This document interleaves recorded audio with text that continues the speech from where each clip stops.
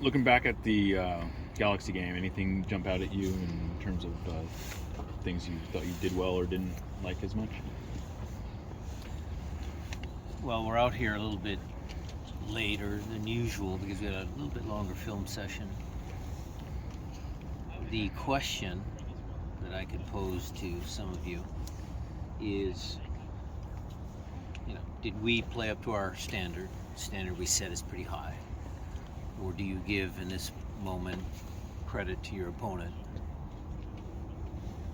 That was the question in the coach's office this morning as we're digesting the film. I would say it was a little bit of both. I don't think there was any consensus for sure. So that's a roundabout way of saying that we could have played a little better. But give credit to Greg, and that's not a bad team. I mean, Chicharito comes back, Djokovic, if they solve that attacking problem, it's defending wise. I don't know if Bond could have done anything different than Klinsmann, but that's a pretty good team. Go ahead, Yerma. Oh, staying on that credit part, how much of that second half had to do with Greg Vanney adding another forward and freeing his wing backs a lot more? How much of that tactical change had to do with what the second half was like? Well, that was the interesting one. I mean, I think we didn't play well at all in the second half, and was that because of the second forward? I don't think so. Not the entire time. I mean, we gave some pretty easy balls away. We had some transition moments, and not just the one where, Josh gets in the penalty area, Raul, Jordan and Nico and Jordan pass the ball. I mean, we had some really good transition moments that could have put the game away, which is kind of our style. I think we're a pretty good transition team. But I don't know if you guys caught that on the TV feed or not, but the Galaxy were waiting for us on the field coming out of halftime. They were on the field, ready to play. So I don't know what Greg did in the locker room, but his team was out there. They're waiting for the refs and us to come on the field to start the game. So I think there was a little bit of mentality there. I think there was a little bit of a shift, but the second forward, I'm not so sure. I mean, had we cleaned up some of our transition moments, I think we would have caught another goal. Another moment that's taken a lot of headlines is the new who play. I just wanted to get your take on the conference that obviously Vanney did. Just your take on the whole performance. Greg's obviously sticking up for his guys. When players go like this, they're not supposed to make themselves bigger. Yeah, he turned to his side. I mean, VAR can solve a lot of those things, but that is a clear example of there's still a little bit of, ambiguity or whatever you see in that moment. I mean, refs' jobs are hard. Did he make himself bigger? I mean, it was a tough call. And with that, is that something that you're going to be talking about? Make sure that that doesn't happen again? Okay. No, I mean, the defenders, this, you see it all around the world. They go out to block shots because they don't want to go like this. Mm-hmm. So, Nuhu did the right thing. And, when he turned, his elbow was extended a little bit, but his arms were still in next to his body. It wasn't like, Greg exaggerated a little bit, but I get it. Brian? Very gritty performance to close that game out. I mean, they were on top of us. How many it's good set piece practice. I mean, how many set pieces did we have to defend? A lot. Thinking about that duo of Yamar and Jackson, how important do you think they've been in the back line as the two starting center backs this season? Well, we have talented center backs. You got Jackson, you got Yamar, you got Javi, you got AB. It's a position that we're strong in. So happy to have all of them. Last week you talked about how because of the 4-assist game for Leo Chu and 4-goal for Morris, it was challenging decisions figuring out lineups. Has it become more challenging or less challenging after Leo picks up another goal and assist? More challenging. But it's a good problem to have.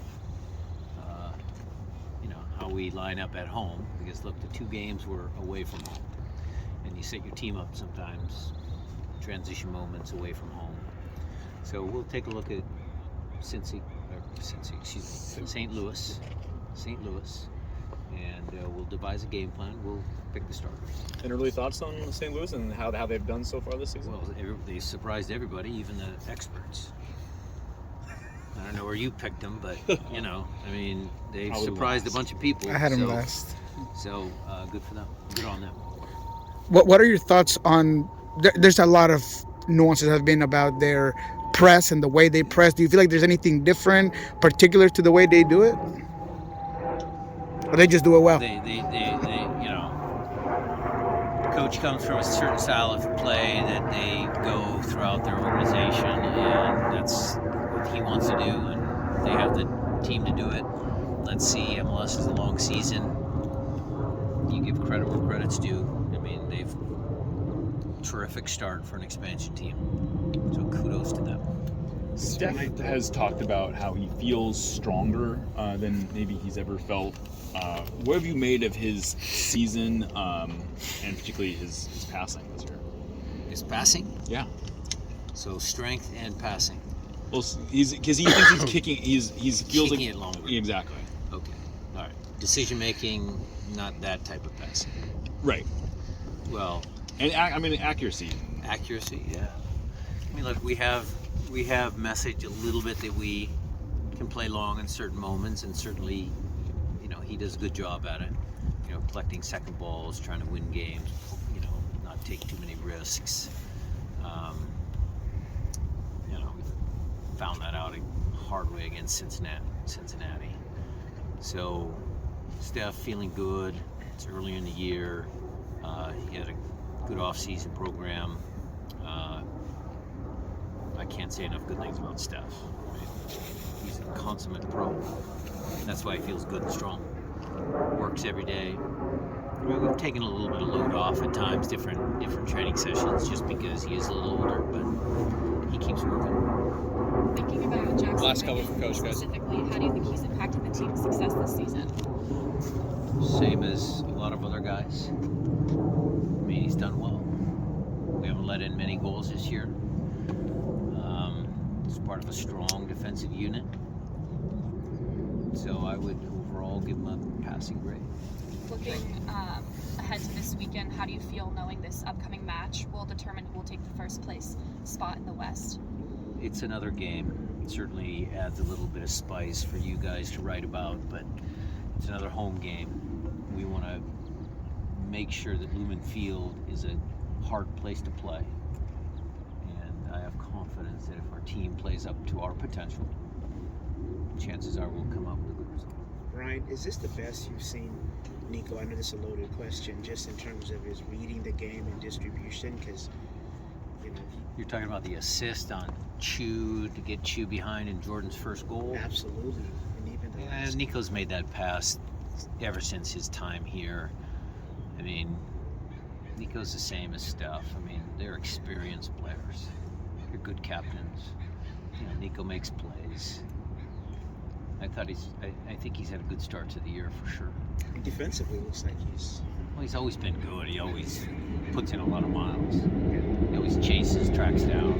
He's always been one of his strengths. What were your thoughts finally on that Alex and Christian Roldan playing in the right and left back position, and what does that give you just in the future to look at again? I don't know if Alex was as comfortable there. Look, my expectations there were within, knowing that he hasn't played there a lot, my expectations were not that high. I always know that he's going to give you the technical piece. Alex is a very technical player. He found some passes. He put Jordan in behind with his right foot a couple times. But as far as him getting used to switching his body around from right to left, I thought there were some moments where, he struggled a little bit. But, it's nice to have that flexibility. Just like they drew it up in their backyard. Growing up.